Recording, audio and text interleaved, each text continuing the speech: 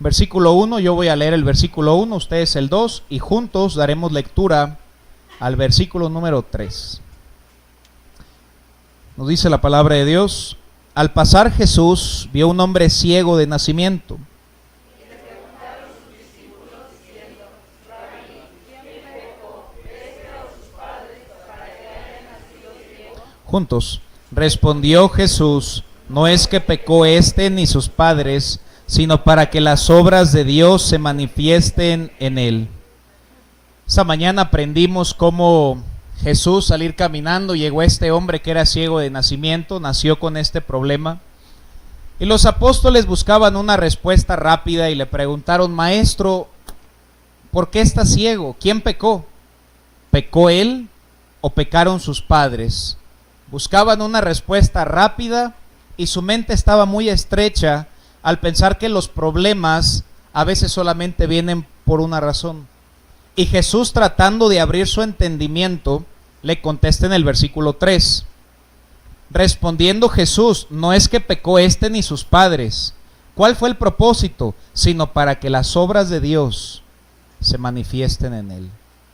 Hablamos sobre la importancia de lo importante no es el porqué de las pruebas, sino el para qué de las pruebas. Jesús responde: para que las obras de Dios se manifestaran en él. Todos queremos que Dios se manifieste en nosotros, pero nadie de nosotros quiere pasar por pruebas. Pero Dios nos ayuda a abrir el entendimiento al saber que no está del todo mal las pruebas, porque Dios usa las pruebas para mostrar su poder en nosotros, como lo hizo con este hombre ciego. Y nos cuesta trabajo pensar cómo es que una ceguera puede ser usado para la gloria de Dios, pero lo fue. Y cómo fue Dios el autor o el arquitecto de la ceguera de este hombre. Y saber que a veces Dios es quien permite los problemas de nuestra vida con un propósito. Nunca hay que preguntarnos por qué, sino para qué. Vamos a cerrar nuestros ojos y vamos a orar. Señor, gracias te damos por tu palabra. Perdónanos, Señor, porque ciertamente, al igual que los apóstoles, nuestra mente siempre es tan corta. Siempre buscamos respuestas rápidas al por qué o por qué se permitió. Pero tu propósito es para qué. Para que tus obras sean manifiestas en nosotros, Señor.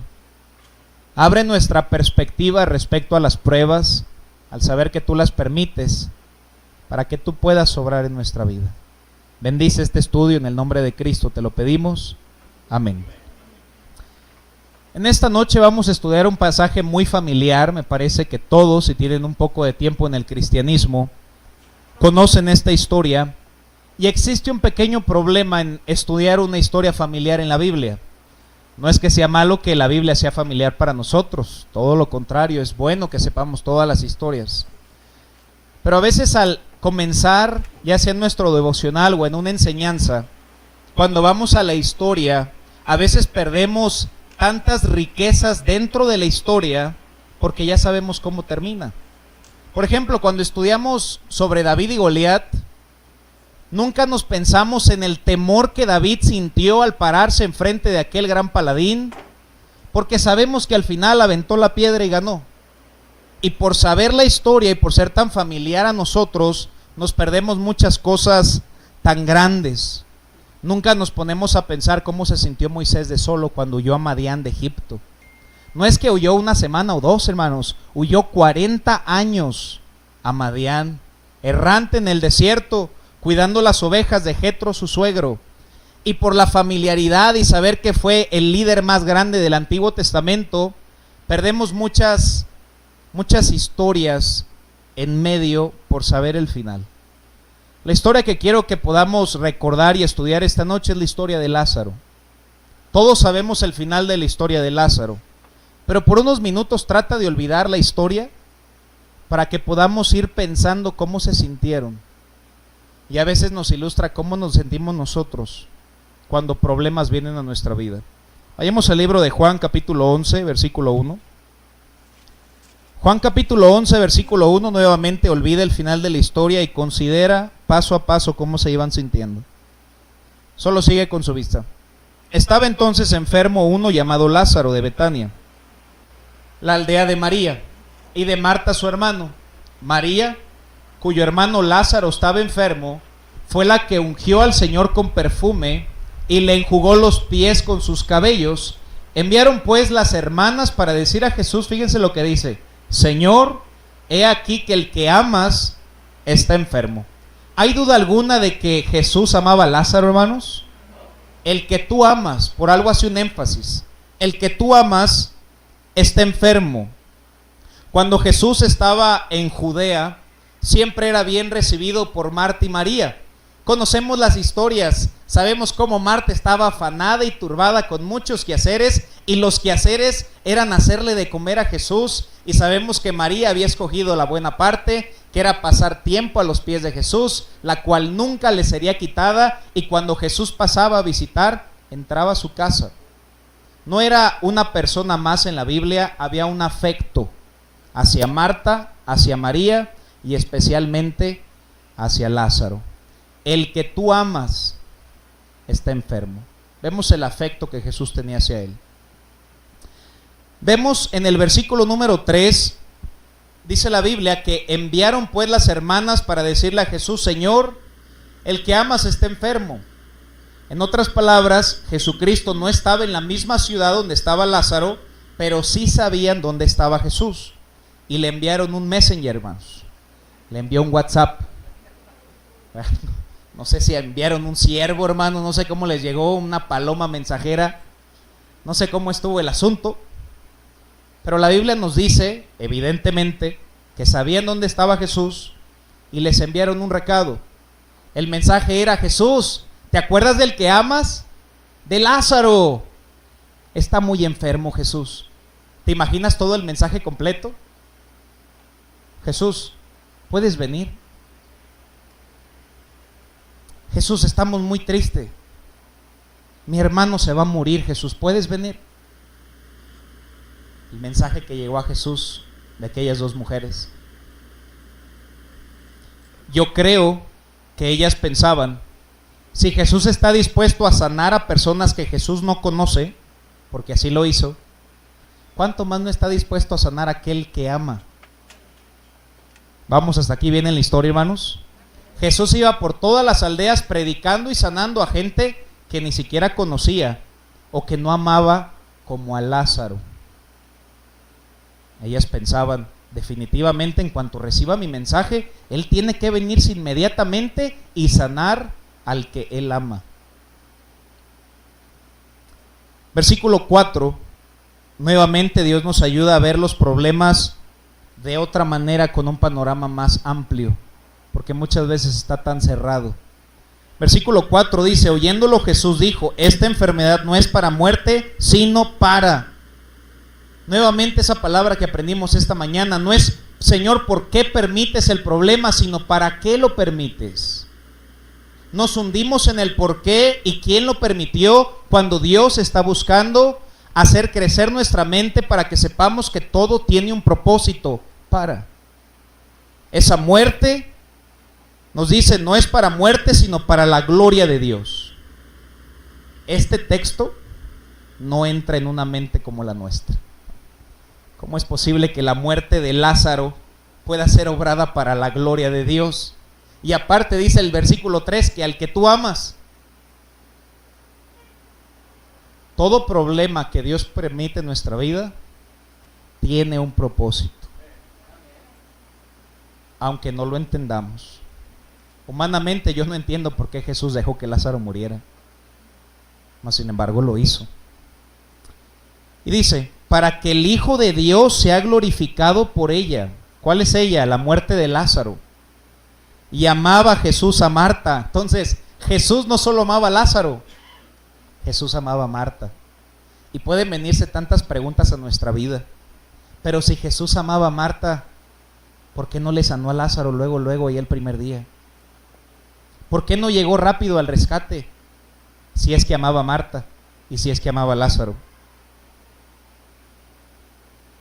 Versículo 6 nos dice: cuando yo pues que estaba enfermo, ¿qué dice ahí, hermanos? ¿Nos tiene sentido ese versículo? Si la Biblia dice que lo ama, lo que tiene sentido es: rápido vas, Hermano, a veces nosotros como cristianos escuchamos que alguien pasó un problema y uno busca un versículo con cuál le puedo ser de bendición.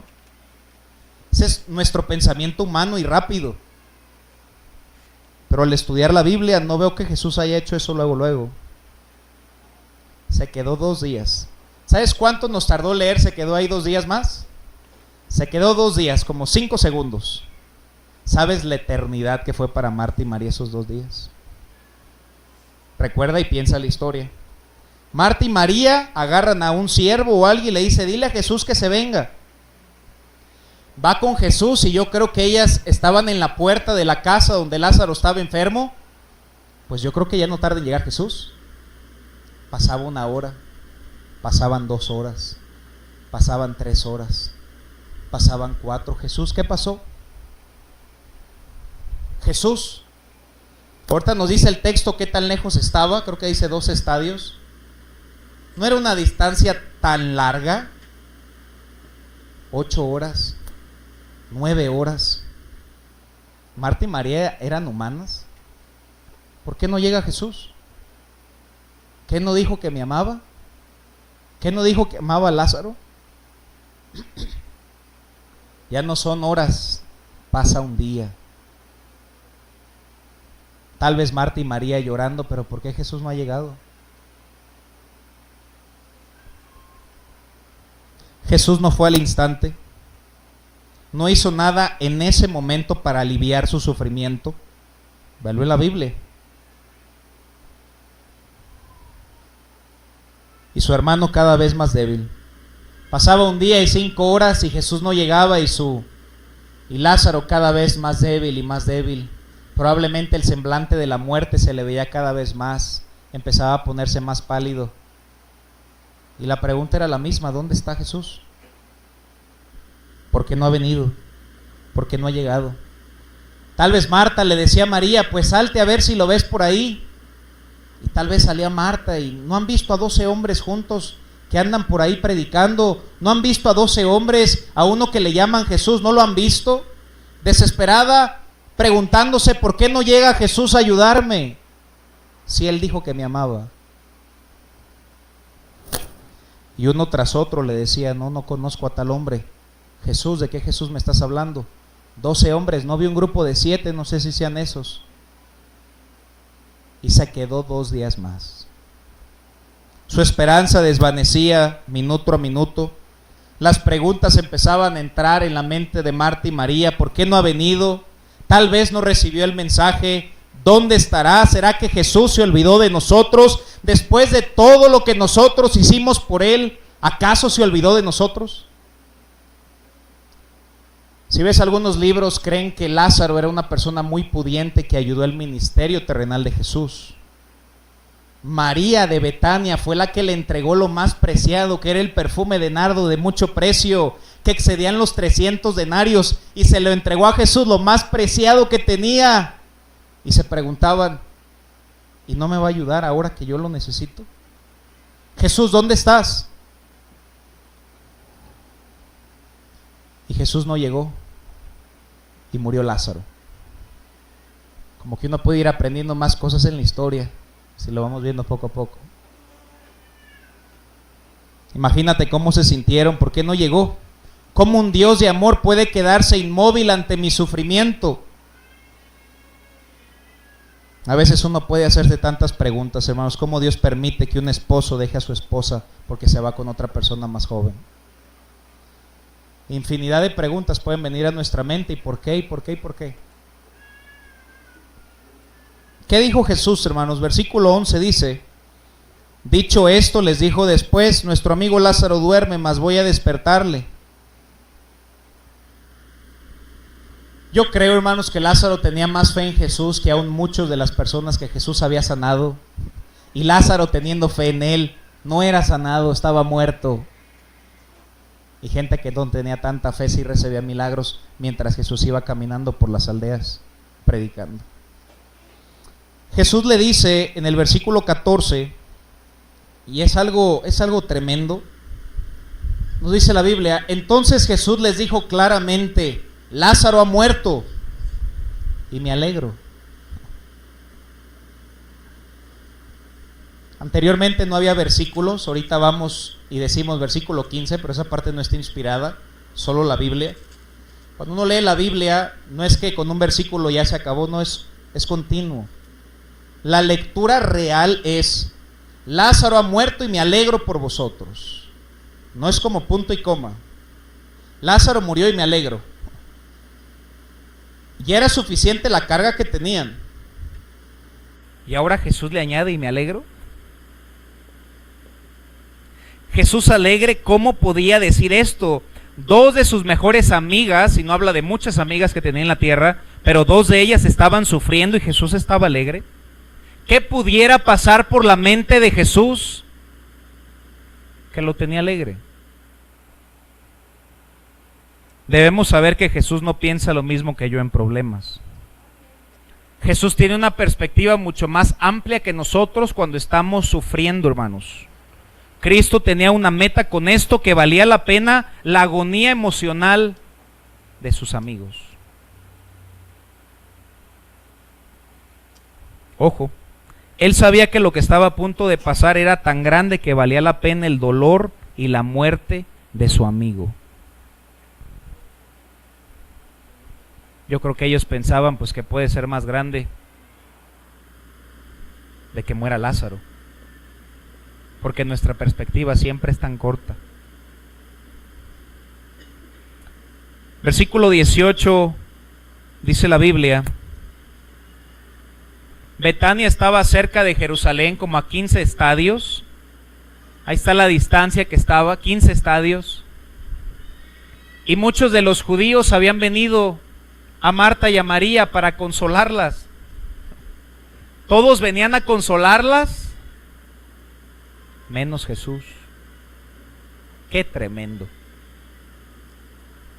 Entonces Marta, cuando oyó que Jesús venía, salió a encontrarle, pero María se quedó en casa. Y en cuanto Jesús llega, dice la Biblia, Marta le dijo: Señor, si hubieras estado aquí, mi hermano no habría muerto. En cuanto llega Jesús a inculparlo: por tu culpa murió Lázaro. Nunca culpes a Dios por los problemas que podamos pasar. Si hubieras estado aquí, no hubiera muerto Lázaro.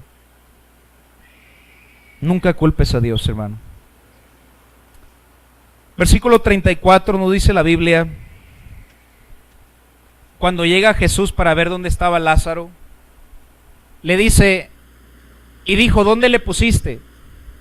¿Dónde está Lázaro? ¿Dónde está aquel que amo? Y ellas le dijeron: pues mira, ven y velo, ve a la tumba, está muerto. Y cómo a veces somos igual con Jesús, hermanos, que a veces tenemos una situación que la vemos muerta, y a veces oramos a Jesús y le decimos: pues mira, Señor, ve, porque ya no puedes hacer nada, tu poder ya se ha cortado. Fíjense lo que le dijeron: solamente ve, porque definitivamente no puedes hacer nada. Yo me pregunto, ¿qué acaso Jesús no podía haber hecho algo? ¿Qué Jesús no puede hacer algo con tu vida, con tus problemas, para que nuestra fe sea tan pobre para decirle: solo ve? Ve, míralo, está muerto. Solo ve. A pesar de ser buenas cristianas, a la luz de la Biblia vemos que eran buenas cristianas, eran humanas. Tenían fe en Dios, pero creían que ya era muy tarde. Como a veces tú también lo crees. A veces oramos y: Señor, pues mira. No. Al que cree, todo le es posible, hermanos. No solo te acerques a Jesús, acércate a Jesús con fe. Versículo 35, la reacción de Jesús ante esto, dice, el versículo más corto de toda la Biblia: Jesús lloró. Hay dos propuestas de este texto. Hay personas que creen que lloró, obviamente porque amaba a Lázaro y había muerto. Y la otra propuesta es por la incredulidad de ellas, porque no creían ahí mismo que Él era el Hijo de Dios, que Él podía resucitar a Lázaro. Porque a veces, hermanos, yo me pregunto qué pensará Dios al ver nuestro día cotidiano y ver que nuestra fe está muerta, que no esperamos nada de Dios, que creemos que todas las situaciones en nuestra vida están muertas. Jesús lloró.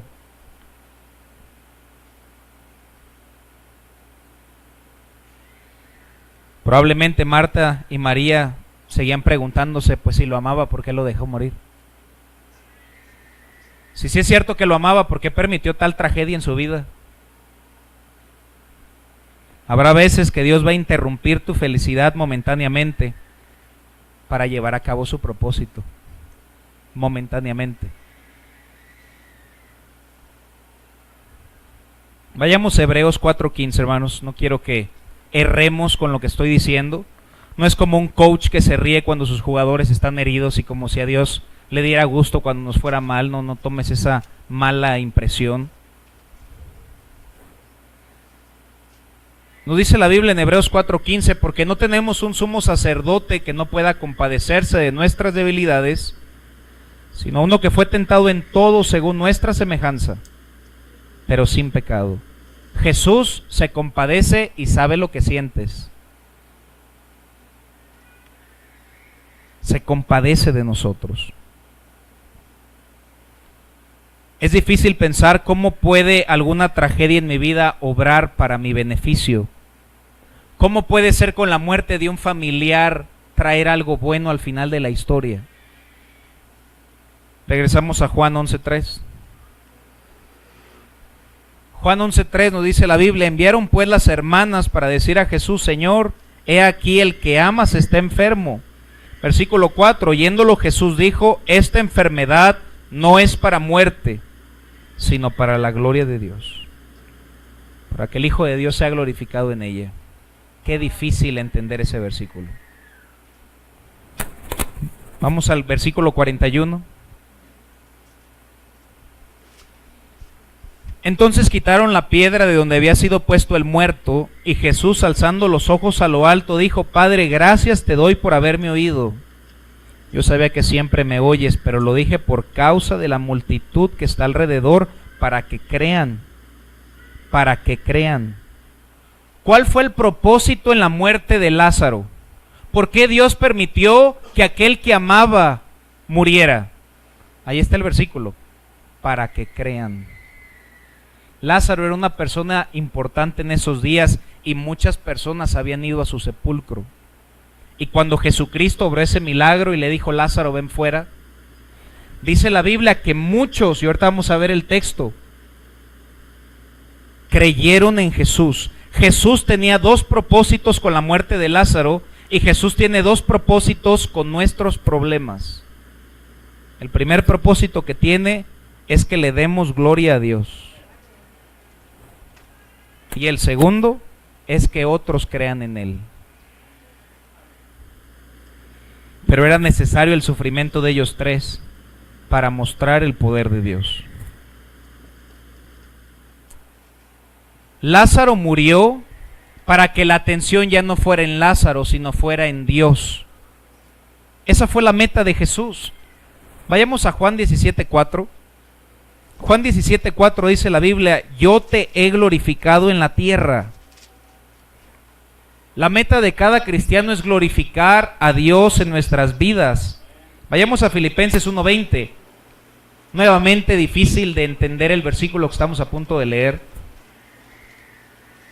Pero el apóstol Pablo dijo lo siguiente: conforme a mi anhelo y esperanza de que nada seré avergonzado, antes bien con toda confianza como siempre, ahora también será magnificado Cristo en mi cuerpo, por vida o por muerte. Apóstol Pablo, ¿qué es lo importante? Que Dios sea glorificado. Me pregunto, ¿Dios fue glorificado con la muerte de Jesús, hermano? ¿Dios fue glorificado con la muerte de Lázaro? Choca en nuestra mente, hermanos. Nuestro propósito es que aún los problemas en nuestra vida glorifiquen a Dios. Jesús estuvo dispuesto a sufrir para glorificar a Dios cuando le dijo: no se haga mi voluntad, sino la tuya. Regresamos a Juan 11:45. Dos propósitos en la muerte de Lázaro. Número 1, glorificar a Dios. Y número 2, que muchos creyeran en Él. 11:45. Vayamos al 43, hermanos. Qué bonito que dice la Biblia. Y habiendo dicho esto, clamó a gran voz: Lázaro, ven fuera. Un predicador dijo una vez: qué bueno que dijo Lázaro, si no todos brincaban de la tumba, hermanos. Por eso tuvo que especificar, no más Lázaro. Que Dios tiene tanto poder que pudo haberlos levantado a todos, hermano. Pero dijo: hey, no más Lázaro, ven fuera. Y dice la Biblia, versículo 45, miren lo que pasó después de que ese hombre resucitó. Entonces muchos de los judíos que habían venido para acompañar a María vieron lo que hizo Jesús y cómo reaccionaron. ¿Cuál fue el propósito de la muerte de Lázaro? Que muchos judíos fueran convertidos al cristianismo. ¿Cuál es el propósito de nuestros problemas? Que más gente se convierta a Cristo. ¿Sabes a veces cuáles son los lugares donde más gente acepta a Cristo, hermanos? ¿Alguien sabe? ¿Quiere intentarlo? En los funerales. Es cuando el corazón está más tierno.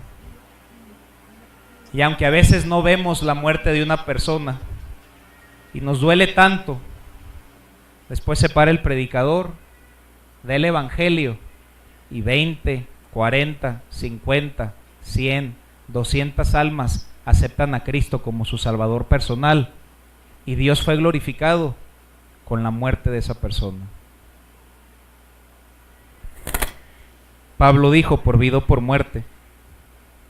Es fácil dar el evangelio cuando todo está bien, pero qué difícil es dar el evangelio cuando todo está mal, hermanos.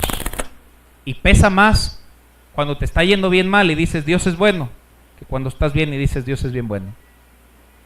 ¿Sabes cuál es el libro al que la mayoría de cristianos vamos? A Job. ¿Y sabes por qué pesa tanto ese versículo? Recibiremos el bien y el mal no, porque él verdaderamente lo había perdido todo. Y ahí pesa más.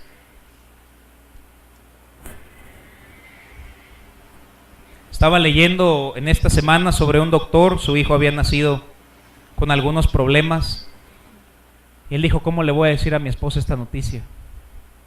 Fue a la iglesia y como dijo, una persona se le acercó y le recitó Romanos 8:28.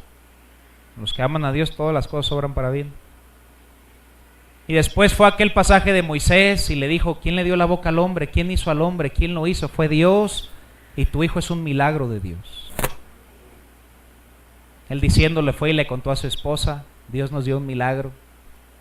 Después, en ese libro, contaban de cómo las enfermeras estaban tan sorprendidas de la reacción de ellos, que después 30 enfermeras llegaron a ser salvas por el testimonio de esos hombres.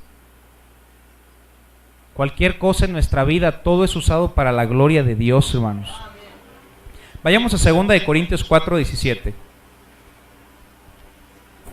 Veamos este versículo de esta manera. El apóstol Pablo dice lo siguiente, 2 Corintios 4:17. Porque esta leve tribulación momentánea, aunque tú dices esta extrema, eterna prueba de muerte, no, hermano, así no dice el texto, leve. Está como que nos habla en nuestro idioma, ¿verdad? Dios nos dice, está leve. Tribulación momentánea. Pero fíjense lo que dice, hermanos. Produce en nosotros una cada vez más excelente y eterno peso de gloria. Gloria para la vida venidera. Nos hace pensar como si hubiera una pequeña recopilación en el cielo y podemos añadirle peso de gloria. Puedes crecer en tu eterno peso de gloria de acuerdo a ese texto, hermanos.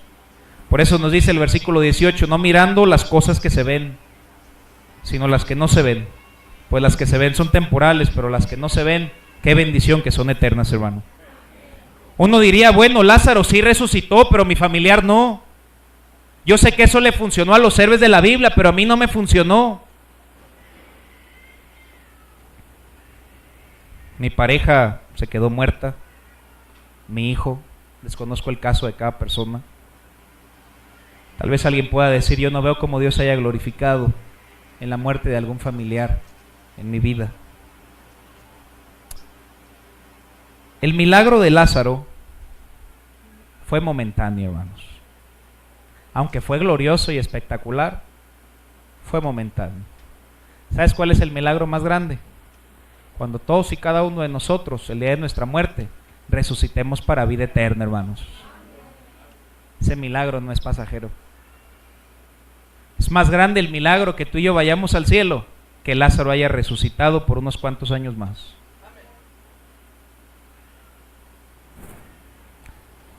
Juan 11:39. Es mayor milagro la vida eterna que la resurrección de Lázaro. Juan 11:39 dice la Biblia, dijo Jesús, quita la piedra. Marta, la hermana del que había muerto, le dijo, Señor, hiede ya, porque ya es de 4 días, y entre comillas, nunca te quedes 4 días sin bañar, hermano. Digo, y si es domingo, vístete de la mejor manera, primeramente cristiana y bíblicamente, hermanos. Una señorita como una señorita, una dama como una dama, un varón como un varón, hermanos, y que se note la diferencia. Y ya de pasada, hermanos, pues un perfumito, una peinadita, hermano. Tengo 3 pelos y creo que estoy despeinado, hermanos. Eso era gratis, hermano. Jesús le dijo, quita la piedra. ¿Sabes qué le estaba diciendo Jesús? Da un paso de fe. A veces nosotros, por ver una situación muerta y por no ver nada visiblemente, no hacemos nada y nos quedamos con los brazos cruzados. Pero Jesús nos mueve a hacer algo. Quita la piedra. Si no hubieran quitado la piedra, tal vez Lázaro se hubiera quedado y muerto adentro. Algo tenían que haber hecho. Algo tenemos que hacer nosotros para ver a Dios obrar grandemente en nuestras vidas o en nuestra iglesia o en nuestro trabajo, hermanos. Es algo muy grande cuando comprendes que Dios no hace sillas, Dios hace árboles. Y Dios te da un cerebro y la facultad de hacer una silla. Pero Dios no hace sillas, Dios hace árboles. Si queremos que Dios nos mande 1000 almas, no hay que quedarnos con los brazos cruzados, hay que salir y predicar el evangelio. Si queremos 100 visitantes, rentemos camiones y traigamos almas a los pies de Cristo, hermanos. Si queremos que 30 hermanos se bauticen, enseñémosles la importancia del bautismo y será Dios quien obre el milagro. Pero Dios le dijo, remueve la piedra. Dios nos manda siempre a hacer algo. Yo debo hacer lo posible y será nuestro buen Dios quien derrame el milagro, hermanos. Dios no hace sillas. Él hace árboles. Dios es especialista en tomar las tragedias y convertirlas en victorias. Entre mayor la tragedia, mayor el potencial de la victoria. Dios quiere tener la atención de los hombres y la herramienta que Dios escoge muchas veces son nuestras vidas o cuando estamos en problemas. Dios usa nuestras conversaciones, nuestro carácter, una predicación, nuestras adversidades. Y termina diciendo Jesús lo siguiente para terminar el mensaje, hermanos. Le dice a ellas, si crees, verás la gloria de Dios. Marta creyó y movió la piedra. Si tú crees, vas a moverte a hacer algo, hermanos. ¿Hay alguna piedra que debes mover para glorificar a Dios? Señor, que gente sea salva, pues hay que mover la piedra y hay que ganar almas, hermano.